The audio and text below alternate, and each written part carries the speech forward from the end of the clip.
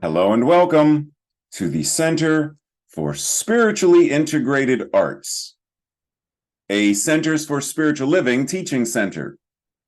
I am Reverend Dr. Raymont Anderson.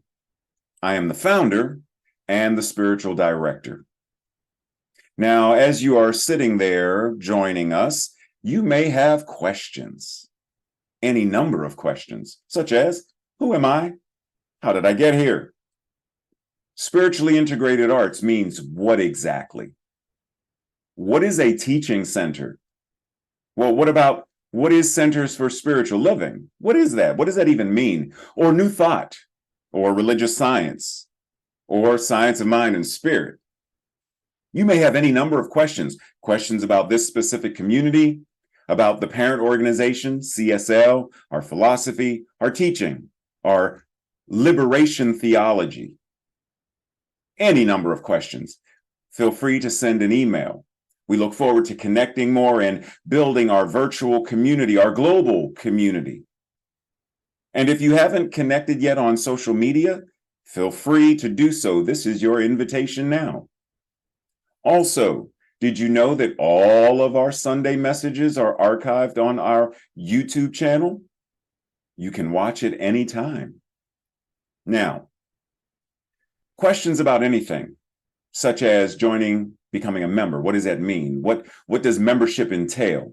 And if you live somewhere far and already belong to a spiritual community, can you be a member of more than one? The simple answer is yes, you can. Just like you can shop at more than one grocery store, you can attend or be a member of more than one gym. We are building beloved community. So you can do both. You can be a member of both. You can be involved with both. That's what being in spiritual community means. So we welcome you. We invite you. We are so appreciative that you have found this community and that you have joined us today. We bless you. We love you. We welcome you. Live long and prosper. Sit back, relax, and enjoy the rest of our Sunday message. Love you. Connect with you soon. Blessings.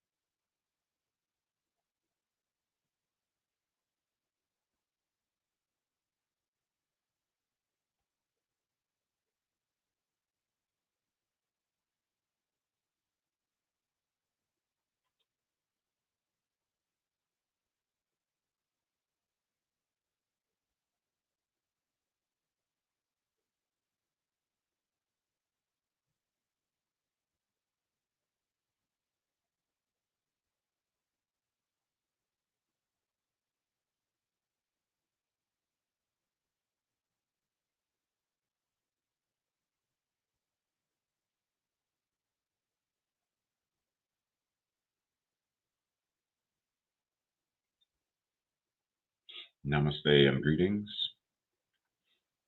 We continue once again our conversation. The mundane, the sacred, the profane.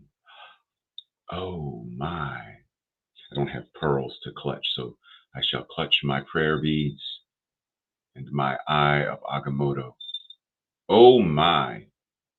Today we are specifically talking about the profane. Humans have been designed for physical connection. Yet this natural design of how we interact with our bodies is often classified as profane. Certain words, certain gestures are considered profane, regardless of the point or the intent behind their usage. And so this month, we are being invited into a space of shifting our, or at least being flexible with our understanding of what is profane. Who determined that this gesture, this is a good gesture, this is okay in certain places in the world? In certain other places of the world, which Arnold Schwarzenegger found out when he was, I think he was running for governor, or he may have already been governor, but he was traveling the world nonetheless. And he went somewhere, and his thing, at that time was thumbs up, thumbs up, thumbs up. Till he got somewhere and someone said, in this country, do not do this, thumbs up, because this gesture in this country is the equivalent of the middle finger in the United States.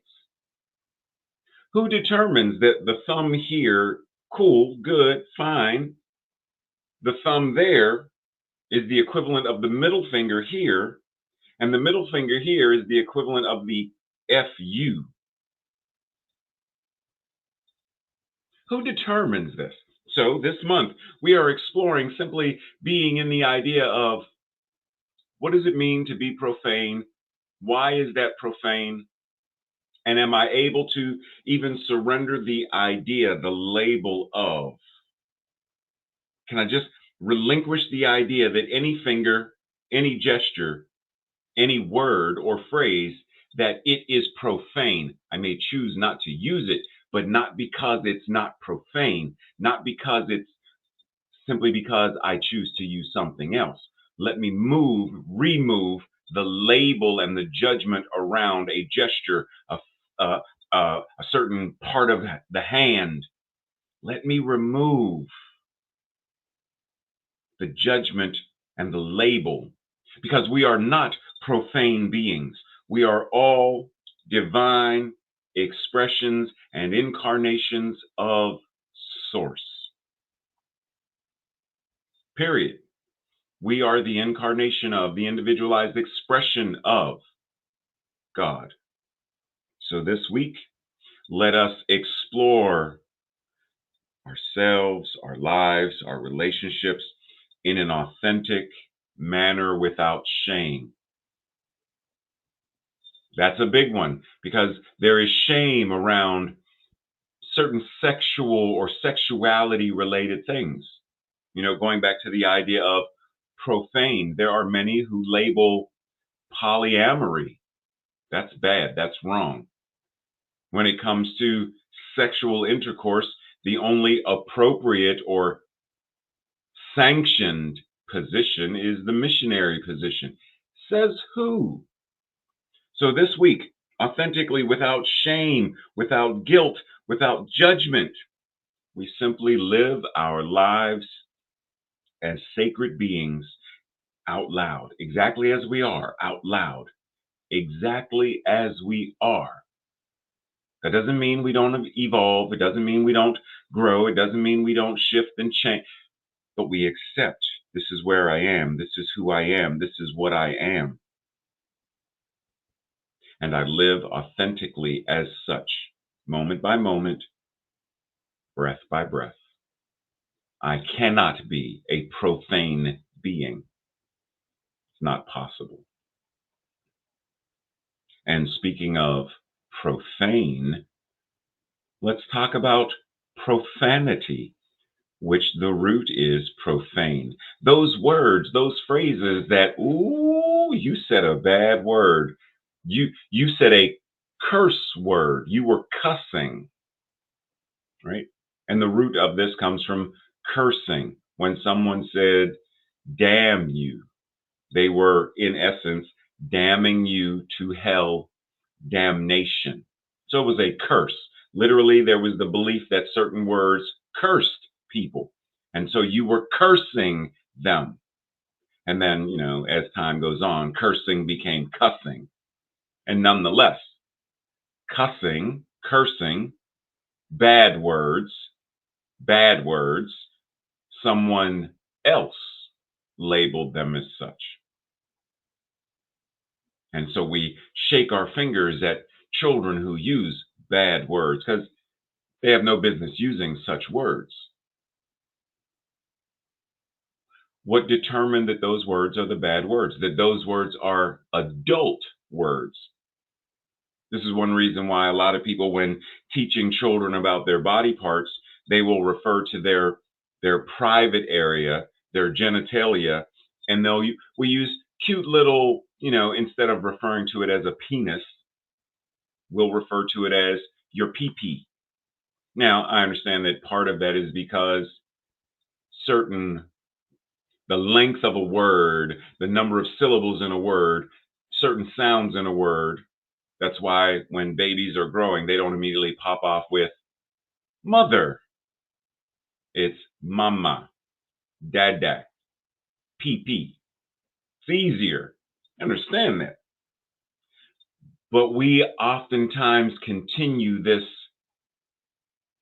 habituated way of avoiding certain words because to speak those actual words, we feel shame, we feel guilt, we feel dirty, which is another reason why these are referred to as dirty words, dirty language, taboo.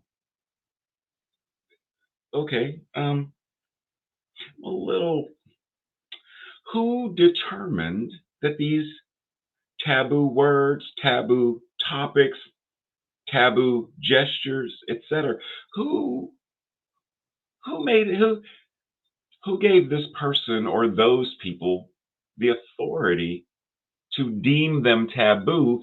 And why are we still holding on to that concept? What does it benefit us in a life affirming way to hold on to the concept, the paradigm, the consciousness that certain words, gestures, etc., are taboo? Now, once again, just because I remove the label that the middle finger is taboo doesn't mean I'm going to start using the middle finger all the time as my daily greeting. Instead of namaste, I'm going to, no, it doesn't mean that.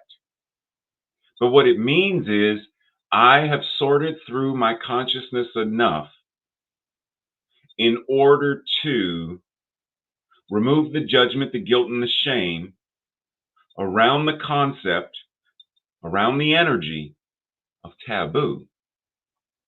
I remember years ago in Pittsburgh, there was a deaf guy who, due to an accident, had his index finger amputated. So, normally in American Sign Language, when you use your index finger and point at yourself, this was the sign for I or me. Now, his index finger wasn't there. So, he used his middle finger as his index, and he did I or me, you, because the index finger is used for I or me, you, pointing at who you're talking about, the index finger. You point. He, she, him, they, them, it. You point. He didn't have his index finger, so he was pointing using his middle finger. And at first glance, it looked like he's flipping people the bird every time he's pointing. And it was because we were pre-programmed to recognize the middle finger in a particular context. Why was that our mental equivalent? Why was that the handed down mental equivalent? When did that begin? Why do we continue to perpetuate it? Why are they taboo? What makes them so? And are we willing to relinquish that idea? Jen Sincero says most people are living in an illusion based upon someone else's beliefs. Say it again, Jen. Most people are living their lives based upon someone else's beliefs. It's their beliefs that this is profane, their beliefs that this is dirty, their beliefs. And many of us adopt their beliefs as our own without examination, without doing any kind of rooting through and decluttering the consciousness. We simply heard it, read it, learned it, accepted it, perpetuated it. We're invited right here and right now to go through what beliefs are we ready to relinquish, to surrender, to no longer choose to live in the illusion of. Profanity, once again, doesn't mean we're going to start running around using the certain words, but it means we understand that when we hear someone else use it, I have no reason to judge their use of. A lot of younger folks now, it's not just younger folks, but a lot of millennials, and I guess there's zillennials, the ones younger than them, use AF a lot.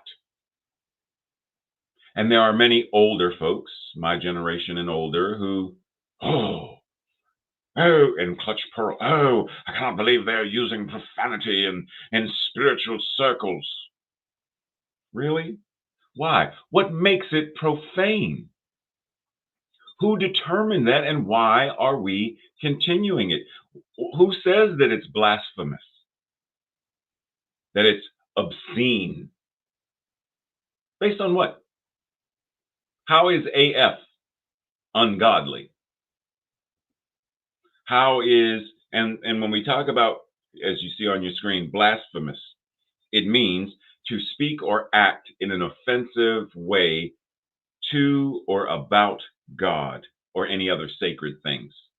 Blasphemy. So if I say AF, since we're talking about this, or I say, man, I can't think of a good example right now.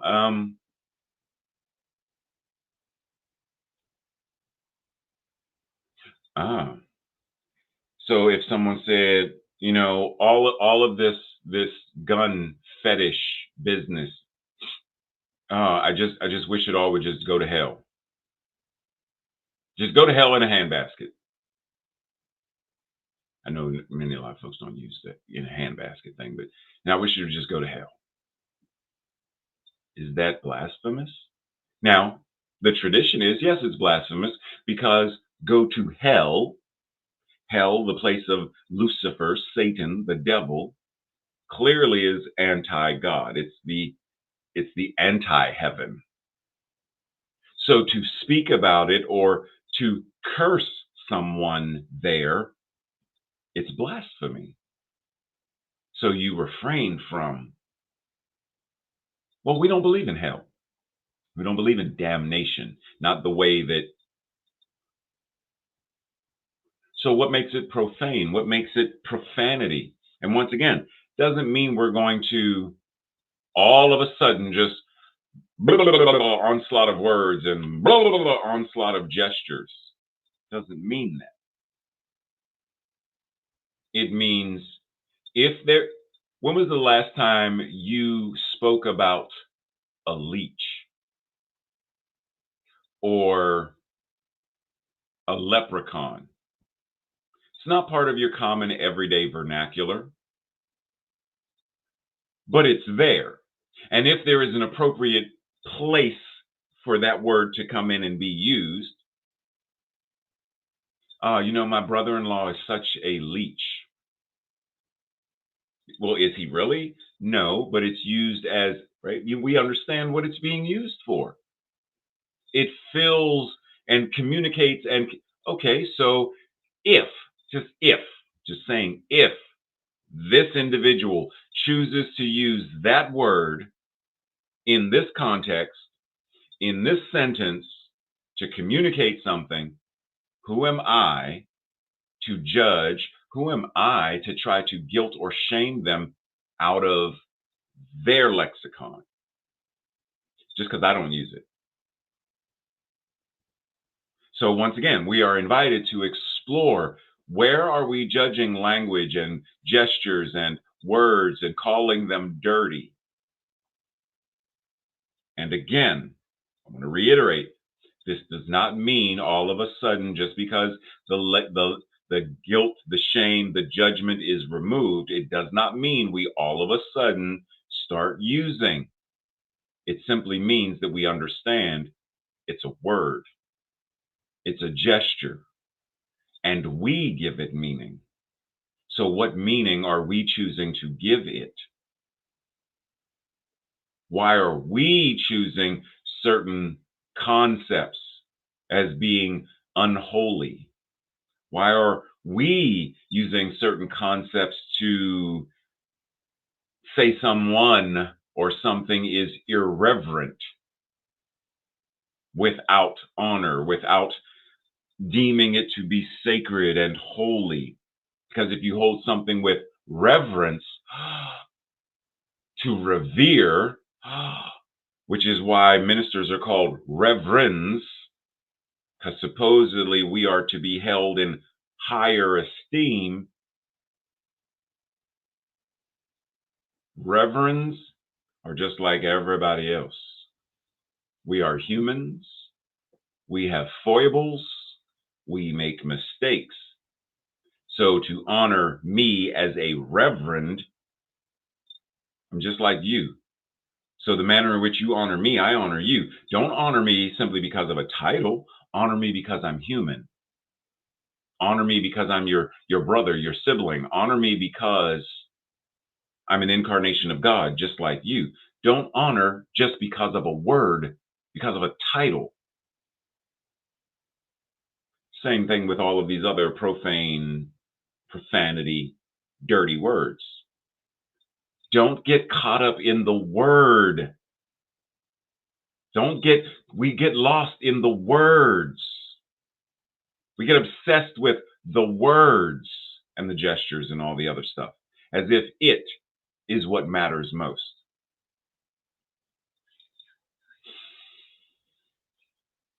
Ramon Panikar says there is no sacred or profane.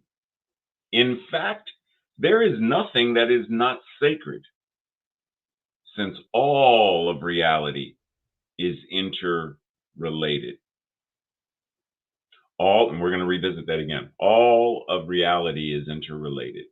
There is no sacred or profane. And yet, there are people who vandalized this work of art. What happened, though? Are you familiar with this work of art? So someone vandalized it more than one time, gave the artist death threats. Now, this is a close-up of it. Do you know what this is? The title of it, The Piss Christ. It's a piece of art, immersion in 1987. It's a photograph by American artist Andreas Serrano. And what it is a photograph that depicts a small plastic crucifix that is submerged in a glass tank in the artist's own urine. So he put his urine in a small tank, glass tank, put a plastic crucifix in it, and photographed it. And people lost their minds. Why? Because this is so profane, so sacrilegious. It is a desecration of Christ to submerge him, his visage on the cross, in pee, in urine. How dare you? People were outraged. But why? Because they have deemed certain things sacred, more sacred than other things. And this hierarchy is what governs their lives based upon what's important, what's not important, what's holy, what's not holy, what's unholy, what's good, what's bad, what's worse. Once again, we are invited to move away. So when you hear about this, read about this, see it, what do you feel the same? Oh, why would you put Jesus in P? What does it cause to stir up in you? Because let's think about it. That means, well, we identify pee, urine, as waste material. It is your body releasing it. Therefore, it's bad, quote unquote. It's not holy water. Why not? Why would it not be holy water? Just because you don't drink it, you don't drink holy water either. The breath we expel isn't seen as the exhalation is, oh, it's unholy. It's dirty. I mean, it is waste, right? Your body is expelling it. It has brought air in and it releases, but that air that is released serves a purpose in nature.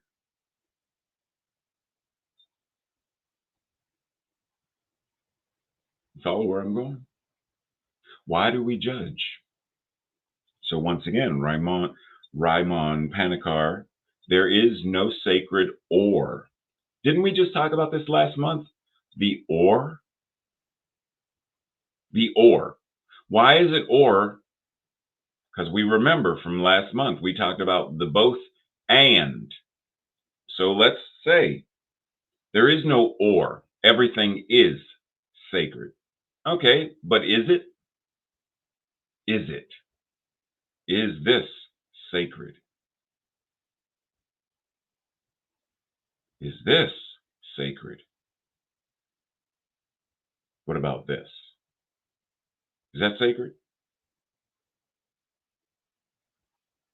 Is that sacred? Remember, we talked about these, didn't we? You remember this? Is that sacred? Because we talked about what the sacred is. We talked about where the sacred is. We talked about what it means.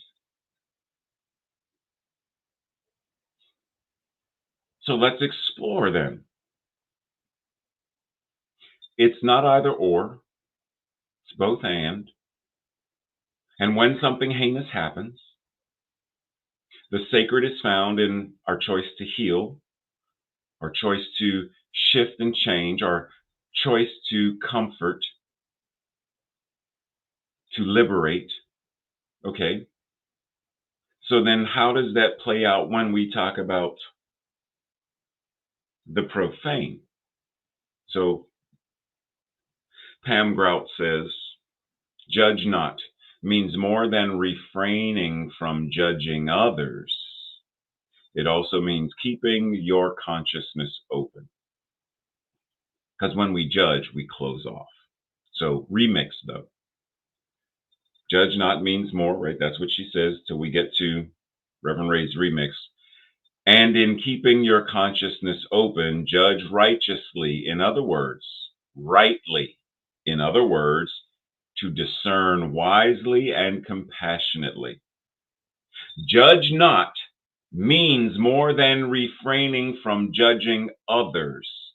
It also means keeping your consciousness open, and in keeping your consciousness open, you judge righteously, which means you judge rightly, which means you judge with discernment that is wise and compassionate. So when you see the piss Christ, do you discern wisely and compassionately? When someone uses AF, do you discern wisely and compassionately?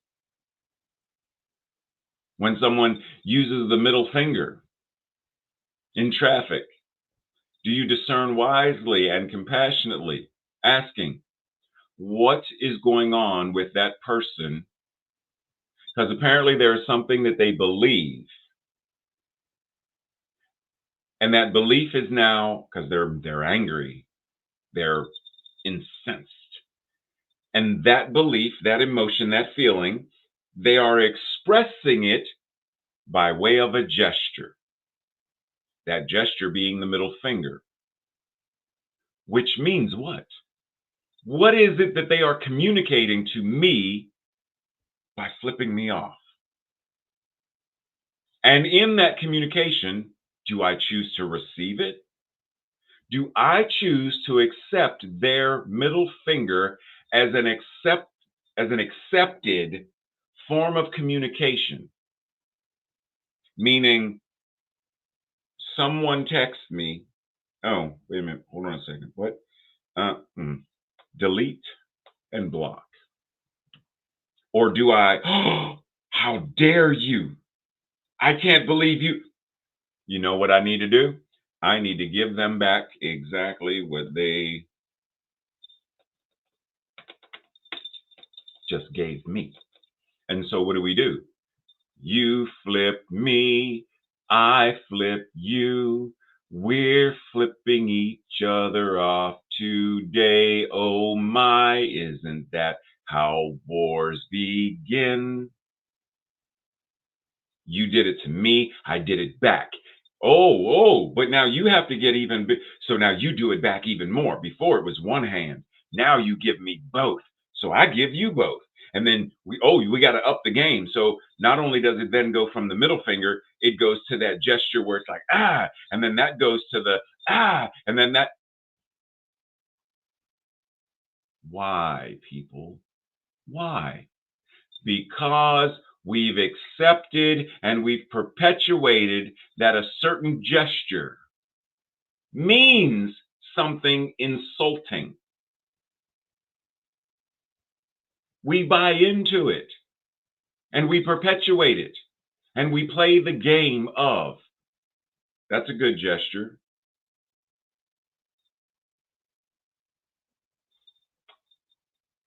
That gesture's oh cool. Oh, you no, you blew a kiss to me. Oh, but very easily this could have been kiss my. Very easily could have been that 200 years ago in 15 BC ago. It very easily could have, but it doesn't today.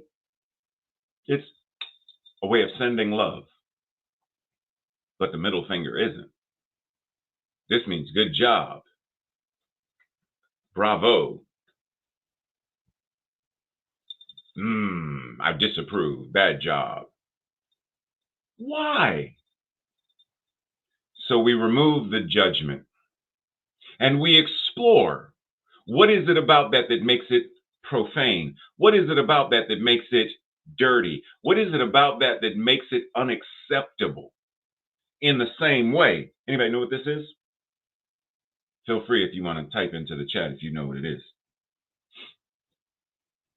Psilocybin, which at one time it's a mushroom until such time as federal law banned it, 1968, and for years it remained unacceptable. It was a drug that had no medical value until the ban loosened. And many places, including Australia and many places in the United States, began studying it and found medicinal qualities within psilocybin or magic mushrooms. They noticed that it could be used to treat all kinds of things, PTSD, medical resistant depression, and all kinds of things. But those who deemed it and banned it, those who deemed it useless, pointless, harmful. Why did they do so? Well, having watched documentaries regarding it and read stuff regarding it, they were afraid. We do so much. We create so much. Oppenheimer created the bomb out of fear. He and all of the cohorts, out of fear, we fear that the Germans will get it first. So we have to develop this atrocious, destructive device before they do. Because if they get it first, they'll strike first. And if they strike first, they win. And then came in the power brokers who were like, no, we need to be more powerful than them. So between fear and being addicted to pseudo power, there's a lot of stuff that we do that is not life affirming. So where are you? Where are we invited to be more open at the top and open at the bottom, balancing yin and yang together so that we are able to live more effectively in our individual lives and collectively? And to be able to do this means we no longer feel the need to judge, not the way we have been, to get guilt or shame. It serves no purpose. Dr. Holmes says, all of life is bound together by one common law of love, and love is the self-givingness of spirit. All of life is bound together. So whether it's the middle finger or the thumb, it's bound together by one common, because spirit is incarnating as these bodies. And the thumb is connected to the hand, bones and tendons and muscles, which are connected to the middle finger. So this is a demonstration that though the thumb is a thumb, the middle finger is a middle finger, and yet they are still connected. And I can't see into my hand, but there are things within the hand that connect them. And there are things that if I were to cut it open, I can see, but there are things that are even smaller that are imperceptible to the naked eye that still demonstrate the connection, the connectivity, and the oneness of the hand, which demonstrate the oneness of spirit. We're all connected. So how do we demonstrate more love towards one another? Forgiveness, compassionate and wise discernment. How are we invited into a greater, more expansive way of identifying the sacred? And when there is the desecrated, how do we reconsecrate it? Reconsecrate a gesture, reconsecrate a word, reconsecrate. And even if that is only within our own beings, where someone gestures something to us that we, it's bad. It's a not good gesture. They flipped us off. But because I have reconsecrated, I am no longer offended by the gesture. That's their issue. I'm going to let them hold what they are holding because I can't change them. But I no longer need to receive that insult. I no longer need to be insulted by those words or whatever it is, that gesture.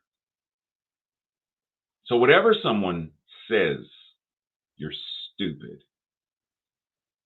Based on what? You don't know me. You don't have the right to affirm or declare that about me. I don't accept it. Now, you can say whatever you're going to say, but because I don't accept it, I have reconsecrated my mind, my heart, my life to whereby those words those seeds have no soil in which to land to grow into whatever those seeds grow into. But it means we shift the paradigm regarding what is profane. Dr. Holmes says, spirit is all life, all truth, all love, all being, cause and effect. God is all there is. It's all there is. And as Neil deGrasse Tyson says, we are stardust brought to life, then empowered by the universe to figure out this thing called life. And we have only just begun.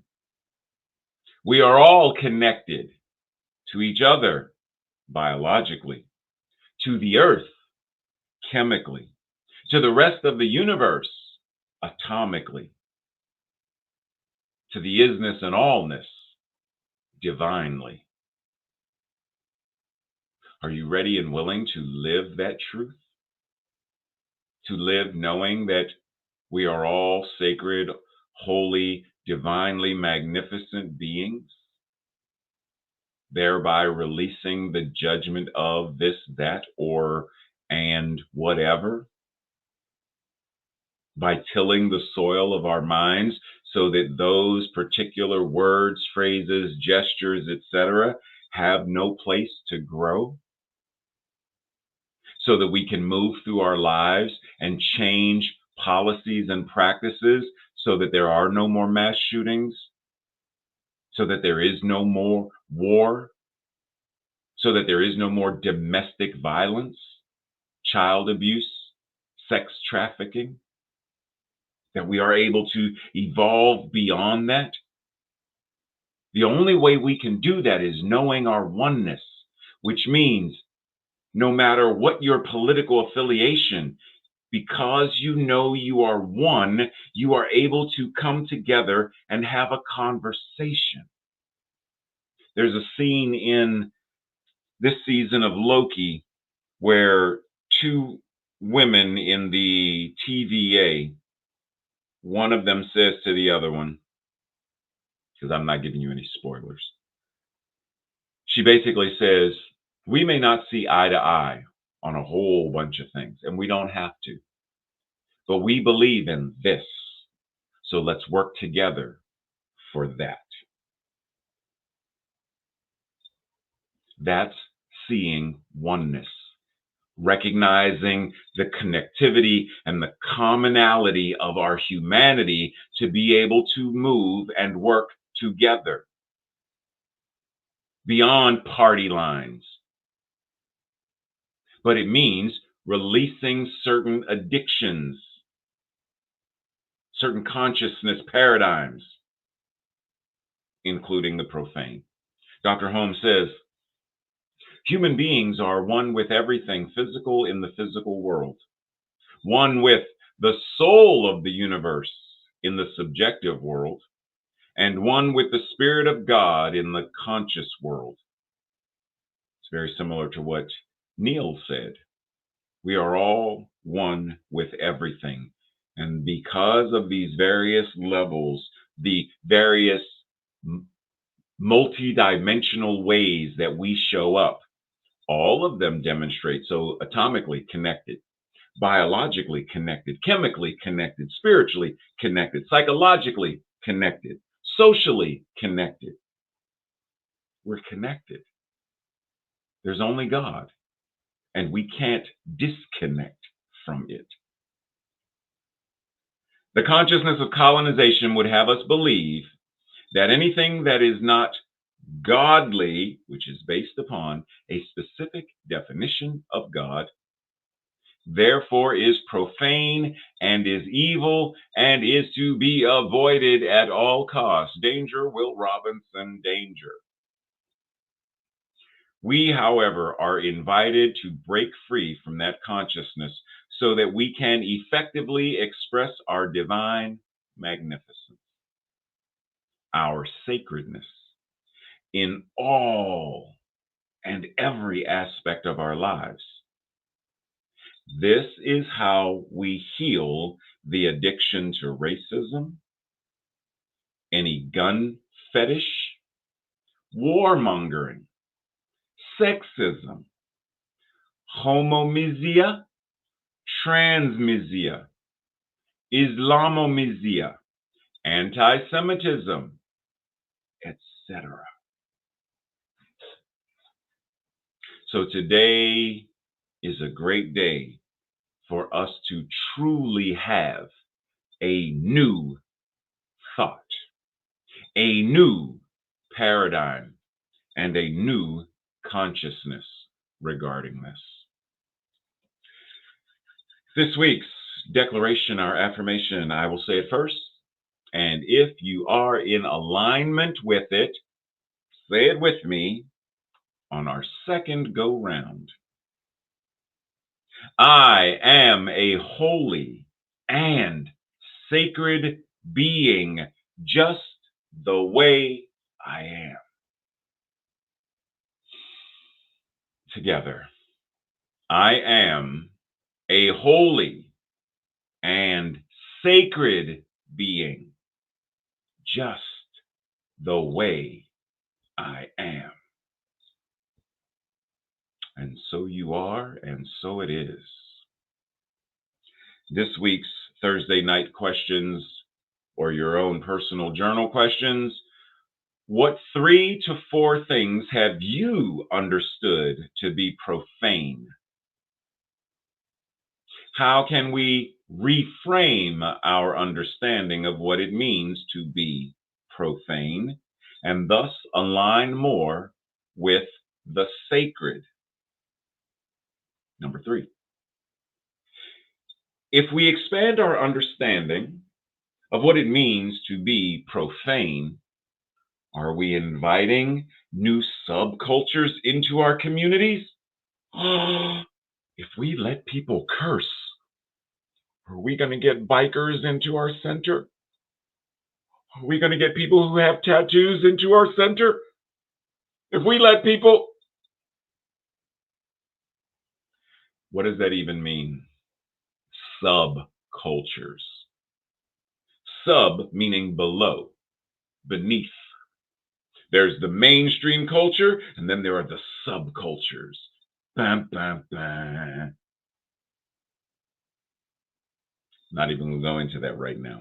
And number 4, how can we express ourselves more authentically and live our truth as sacred beings, out loud and proud? Breathe as we enter into that space of prayer, recognizing the isness and allness of God. There is infinitely only one. And that one source, that one power, that one presence is presencing itself right here and right now, in, through, and as each of us. There is only what it is. And so we breathe, recognizing that this breath is it breathing itself. And that this thing called oxygen also itself. So it is participating in all kinds of ways, all levels, everything. Divine orchestration of.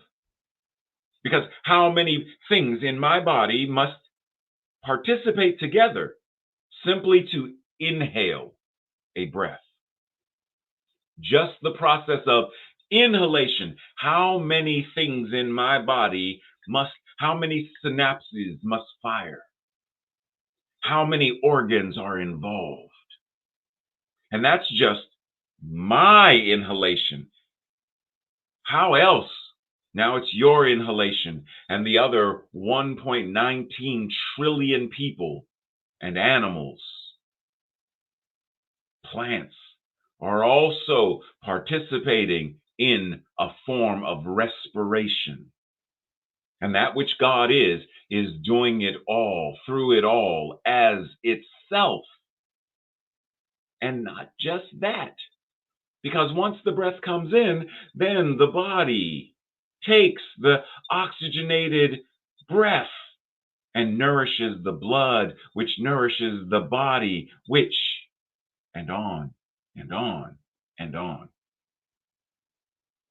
There is only one. And so we breathe, recognizing this infinite oneness exactly as we are, sacred and divine.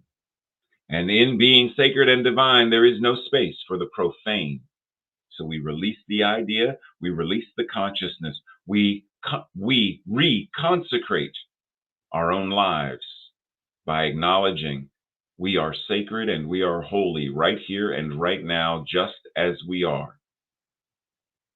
And this applies to all of us. Even that motorist who is flipping the finger because they're angry, that's based on their consciousness.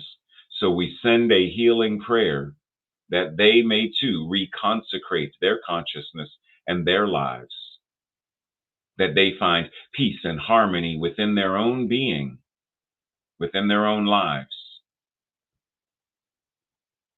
We set ourselves free that we may be the embodiment that just being present as that shows others, inspires others to also be free.